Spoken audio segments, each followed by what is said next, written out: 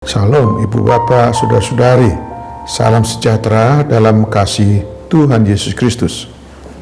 Dengan penuh syukur kepada Tuhan, kita berjumpa kembali dengan saya MBS melalui pesan suara via YouTube yang ke-37 hari ini Selasa 16 Agustus 2022. Renungan kita hari ini dari Kisah Para Rasul 9 ayat yang ke-36 yang berkata demikian.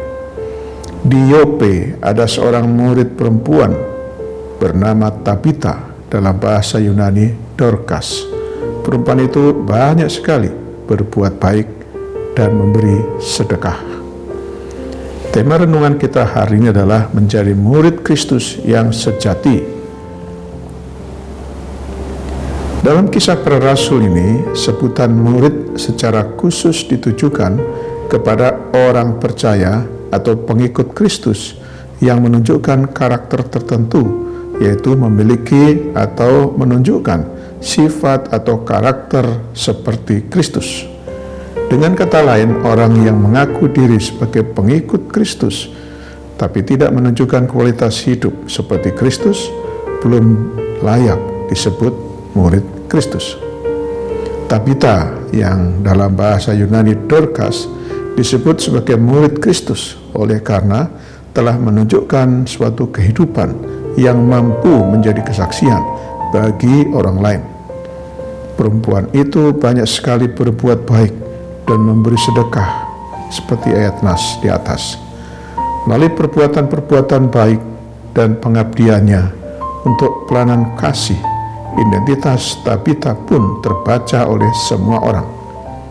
Hidup yang menjadi kesaksian yang baik bagi banyak orang itulah yang menjadi kehendak Tuhan, sebab kamu adalah surat Kristus yang ditulis oleh pelayanan kami, ditulis bukan dengan tinta, tapi dengan roh dari Allah yang hidup, bukan oleh loh-loh batu, melainkan pada loh-loh daging, yaitu di dalam hati manusia.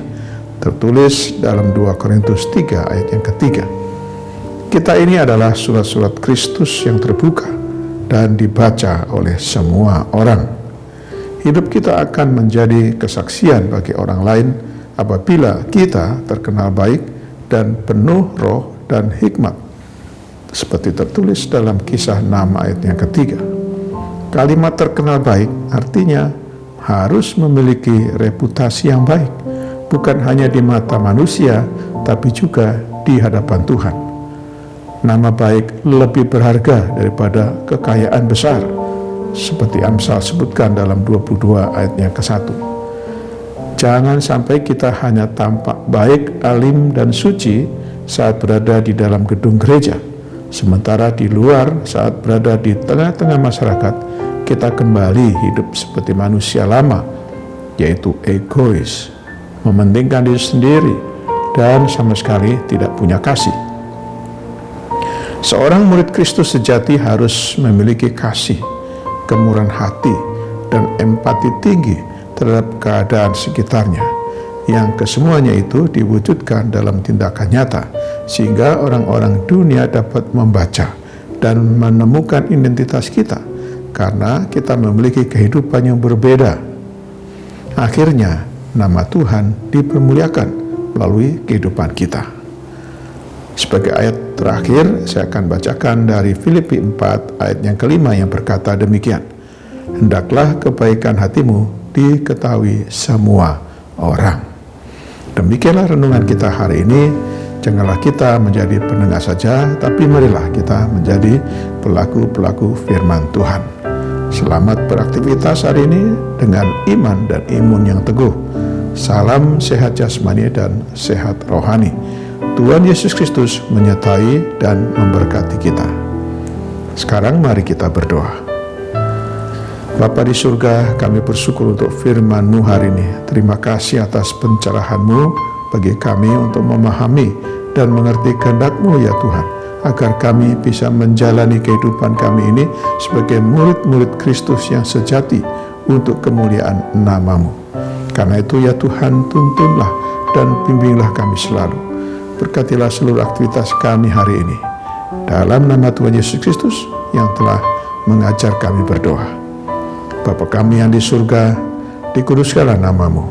Datanglah kerajaan-Mu, jadilah kehendak-Mu di bumi seperti di surga. Berikanlah kami pada hari ini makanan kami yang secukupnya, dan ampunilah kami akan kesalahan kami, seperti kami juga mengampuni orang yang bersalah kepada kami. Dan janganlah membawa kami ke dalam pencobaan, tetapi lepaskanlah kami daripada yang jahat, karena Engkaulah yang punya kerajaan dan kuasa dan kemuliaan sampai selama-lamanya. Sekarang terimalah berkat dari Tuhan. Tuhan memberkati engkau dan melindungi engkau. Tuhan menyinari engkau dengan wajah-Nya dan memberi engkau kasih karunia. Tuhan menghadapkan wajah-Nya kepadamu dan memberi engkau damai sejahtera. Berkat anugerah dari Bapa Surgawi, cinta kasih karunia Tuhan Yesus Kristus, dalam persekutuan dan penghiburan dari Roh Kudus, menyertai kita semua dari saat ini sampai selama-lamanya. Amin. Sampai jumpa.